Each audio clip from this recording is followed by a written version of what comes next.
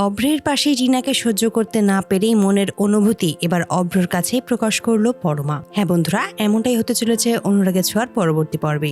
গল্পে নতুন মোড় আনার জন্যই সেখানে নিয়ে আসে টিনাকে। আমরা দেখতে পাই যে টিনা হলো অভ্রর সেই ছোটবেলার বন্ধু।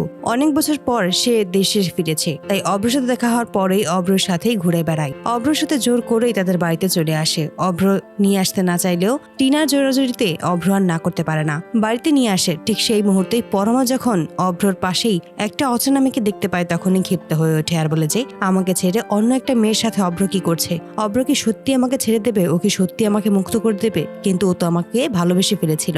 ও কি আমাকে তাহলে এখন ভালোবাসে না? সত্যি ও অন্য কাউকে পেয়ে গেছে? না, এটা হতে পারে না। এভাবে আমি আমার জীবনটাকে নষ্ট করতে পারি না। পরমা আবার একা একাই ভাবে যে হঠাৎ করে অভ্রর পাশে অন্য একজনকে দেখে আমার এত খারাপ লাগছে কেন? আমি তো এটাই চেয়েছিলাম, অভ্রকে মুক্ত করে দিতে। অভ্র তখন তো অন্য একজন মেয়েকে নিয়েই সংসার করতো, তাহলে কেন আমার এটা কষ্ট হচ্ছে? এটা ভেবে কেন এটা আমার মনে হচ্ছে আমি ছাড়া অভ্রর পাশে আর কোনো মেয়ে থাকবে না? মনে মনে বলে যে তার মানে সত্যিই কি আমি অভ্রকে ভালোবেসে ফেলেছি? তারপরেই অভ্রর কাছে ছুটে যায় এবং অভ্রকে বলে যে তোমার পাশে এই মেয়েটাকে, আমি এই মেয়েটাকে একদম সহ্য করতে পারছি না। অভ্র তখন বলে সে যেই হোক না কেন তাতে তোমার কি লাভ? তুমি জেনেই বা কি করবে? তুমি তো আমার কোনো খোঁজ খবরই রাখো না, তুমি তো তোমার মতো করেই রয়েছে। তাহলে থাকো তুমি তোমার মতো করে, আমি তো তোমাকে মুক্ত করে দেবো এটা বলেইছি। তাহলে আমার পাশে কে থাকলো বা কে না থাকলো তাতে তোমার কি এসে যায়? পরমা তখন ক্ষিপ্ত হয়ে ওঠে এবং অভ্র শার্টের কলার ধরে বলে যে তোমার কি করে সাহস হয় যে তোমার নিজের ঘরে বউ থাকা সত্ত্বেও তুমি অন্য একটা মেয়েকে নিয়ে এই বাড়িতে এসেছো, আবার আমাকেই কথা শোনাচ্ছ?